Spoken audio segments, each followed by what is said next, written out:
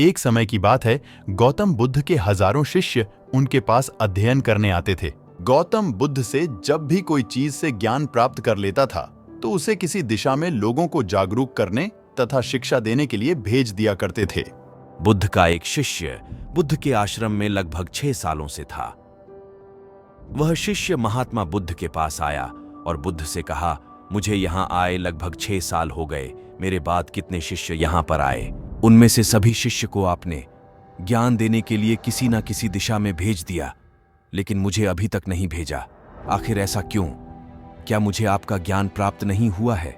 बुद्ध मुस्कुराए और बोले, यह तो तुम्हें खुद ही समझना पड़ेगा कि मेरा ज्ञान तुम्हें प्राप्त हुआ है या नहीं।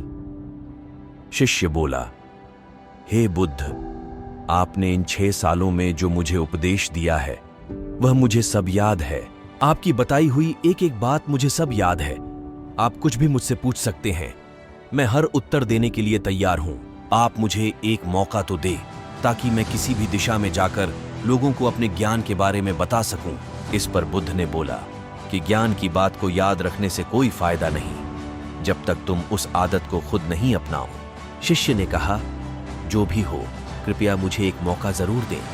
आप मुझ पर भरोसा रखें, मैं सभी को अपने ज्ञान से प्रभावित कर सकता हूं। मैं लोगों को ऐसी बातें बता सकता हूं जिससे लोगों के जीवन में शांति आ जाएगी और वह अपना शांतिपूर्ण जीवन जी पाएंगे। तो फिर बुद्ध ने कहा, अभी तुम तैयार नहीं हो। जब तुम उसके लिए तैयार हो जाओगे तो फिर मैं तुम्हें खुद ही किसी दिशा में जाने के लिए बोल दूंगा।